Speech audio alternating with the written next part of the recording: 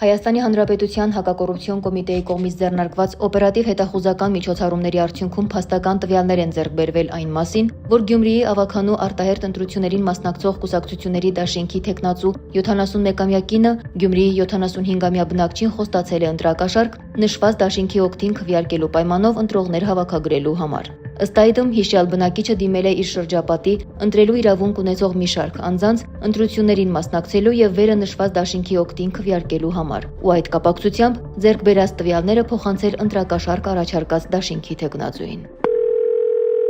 Ազիզ, Էդիկ հերոգ խոստին, հա, դուք լավ եք։ Լավ ենք, ինքան լավ ենք, որ առանց բռնել կեսանք կրենք փեինք։ Հնարավոր բացահայտումից զերծ մնալու համար վերջիններս խոսել են քողարկված ձևով, ընտրողներին անվանելով դասարանցիներ, իսկ դասերից չբացակայել ասելով նկատի ունենալով ընտրություններին մասնակցելը։ Մեծ դասարանի երեխեքին դերտամ տեսնի այսօր։ Հազար։ Լավ։ Հասկացա, որ դասերից չբացակայեն։ Վայ,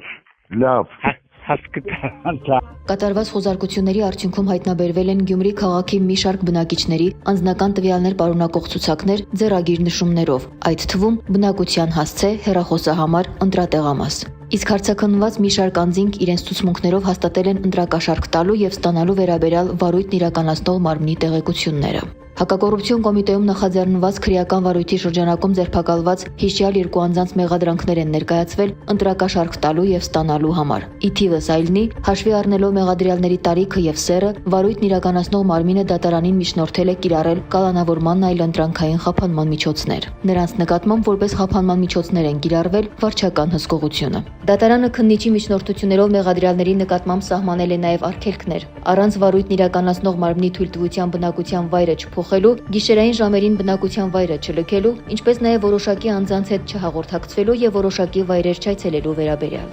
Քրեական վարույթով նախաքննությունը շարունակվում է։ Հակակոռուպցիոն կոմիտեի կողմից ձեռնարկվում են անհրաժեշտ միջոցառումներ նշված դեպքի բոլոր հանգամանքները պարզելու եւ դրանցում ներգրավված անձանց հստակ շրջանակը բացահայտելու ուղղությամբ։ Ծանուցում հանցագործության համար մեղադրվողը համարվում է անմեղ, քանի դեռ նրա մեղավորությունն ապացուցված չէ Հայաստանի Հանրապետության քրեական դատավարության օրենսգրքով սահմանված կարգով դատարանի օրինական ուժի մեջ մտած դատավճռով։